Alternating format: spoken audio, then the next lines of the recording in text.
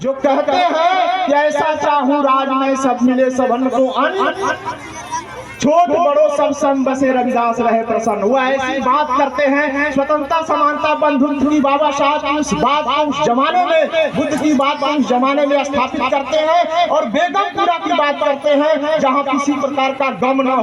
वह किसी प्रकार का गम न हो, सब अमीर गरीब बराबर बसे और किसी तरीके का जाति भेद न हो, किसी तरीके का छोटा बड़ा न हो, सबको चैलेंज करते हुए आज गुरु रविदास की जयंती पर हम भी चैलेंज स्वीकार करें कि आज के जमाने का नया चैलेंज क्या है, आज के जमाने का नया चैलेंज क्या है, उसको रेखांकित करें। ये रेखांकित तभी हो पाएगा जब हम किताबों को पढ़ेंगे, जब चिंतन करेंगे, जब समझने की कोशिश करेंगे, तभी आज की लड़ाई को चिन्हित कर पाएंगे। और आज की लड़ाई अगर चिन्हित करेंगे तो मानवतावादी संदेश जो रविदास का था, जो बुद्ध का था, जो बाबा साहब का था, उसको आगे बढ़ाएंगे। और जो वह संदेश बाबा साहब ने बुद्ध दीक्षा लेते समय जो 22 प्रतिज्ञाओं के रूप में सामने लाया, वही बुद्ध और कबीर, फूले पेरियार और सबके बाद की जो आज के संघर्षों की जरूरत में जो तत्कालीन जरूरत है, उस 22 प्रतिज्ञाओं को घर में लेके जाइए, मोबाइल से देखिए और उसकी व्याख्या समझिए। अगर वैसा भारत बनाना चाहते हैं, उसके लिए वैचारिक संघर्ष में उतरिए और ललकारिए।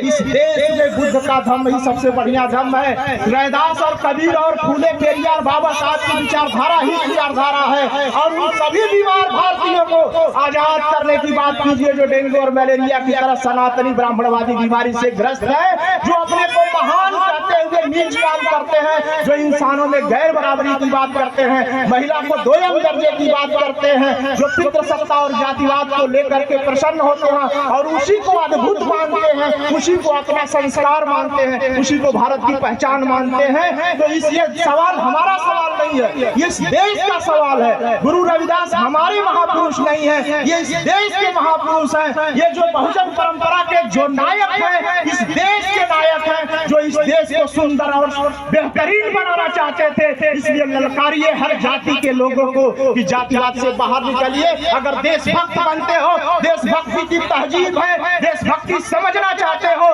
तो फिर से अपनी जानकारी को ठीक करो और पढ़ो, समझो कि देश को बेहतर बनाने का काम कौन लोग किए हैं और कैसे बनेगा। तुम भी अपनी जिम्मेदारी तय करो, तभी इस देश बेहतर बन पाएगा और यह देश अच्छा हो पाएगा, तभी यह सच्चा लोकतंत्र हो पाएगा, तभी बाबा साहब के सपनों का भारत बन पाएगा। इन्हीं शब्दों के साथ अपनी बात समाप्त करता हूँ। जय भीम, जय भारत।